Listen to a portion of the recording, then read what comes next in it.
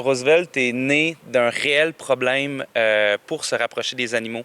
La gestion des odeurs corporelles, c'est vraiment le plus grand défi pour être capable de se rapprocher. Donc, les animaux vont être capables de nous sentir avant de nous voir et de nous entendre.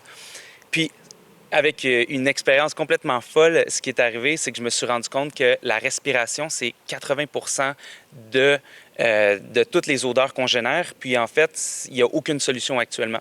Donc nous, c'est exactement le problème qu'on vient résoudre, c'est qu'on vient filtrer l'expiration, donc toutes les odeurs qu'on vient générer lors de notre expiration pour se rapprocher, soit que ce soit pour des photos, que ce soit pour observer les animaux ou encore en situation de chasse pour venir collecter son gibier.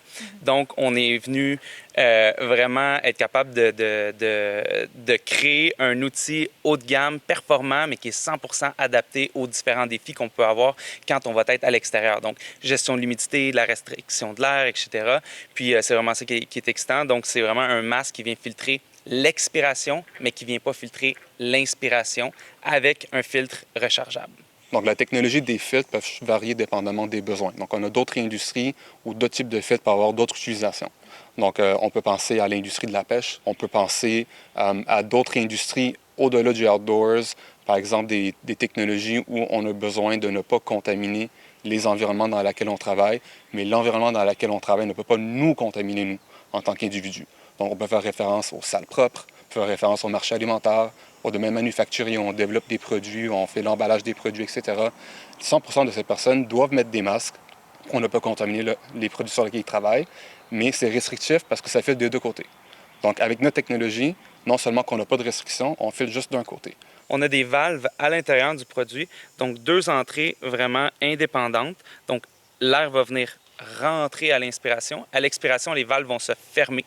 Puis par la suite, 100% de l'air va venir passer par le filtre avec à l'intérieur notamment du charbon activé pour venir capter ces molécules-là. On est deux entrepreneurs avec quand même une bonne expérience dans l'industrie. Ça fait une dizaine d'années qu'on se connaît aussi, avec des expériences variées. On a mis ça sur papier et l'expérience a été vraiment fascinante. On a vu que c'est un réel problème, qu'il n'y a aucune solution sur le marché. On est la première entreprise à breveter une technologie de filtration d'air et non de filtration à l'inspiration, mais seulement à l'expiration.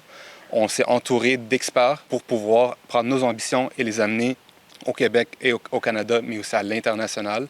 Et on se prépare notamment à la commercialisation du produit pour le mois d'août 2025. Comme Georges l'a dit, c'est qu'on s'entoure vraiment de personnes qui sont super passionnées, dont autant comme entrepreneurs dans le outdoor, mais aussi des ambassadeurs, donc des chasseurs qui font ça depuis 20 ans, 30 ans, qui sont excités en arrière de nous. Puis c'est grâce à ces personnes-là de l'industrie, tous des Québécois vraiment passionnés, qui nous ont guidés pour arriver vers une solution où est-ce que les gens font wow, puis qu'on est capable de mettre au grand jour. C'est un produit qui est fait 100% conçu, fabriqué au Québec ici. C'est ici que le problème a été identifié, c'est ici qu'on l'a développé. Puis on est des gens québécois, donc il y a très peu d'innovation dans le domaine de la chasse et du plein air. Donc c'est vraiment une fierté, mais on a tellement des grandes ambitions de se dire on se retourne puis on s'en va lancer dans le reste du Canada, aux États-Unis. Puis on est fiers de dire que nos racines, c'est d'ici. Puis ça, je pense que c'est vraiment important. Ça fait partie de notre ADN. On a une vision de voir Roosevelt partout, pas seulement dans le domaine de la chasse, mais dans d'autres industries aussi. Tout ce qui est par rapport à l'expiration filtrée est une industrie qui est encore vraiment non comblée. Il y a de très grands besoins, surtout par rapport au manque de restrictions, qui est une technologie qui n'existait pas auparavant. Et nous, on aborde ce problème-là.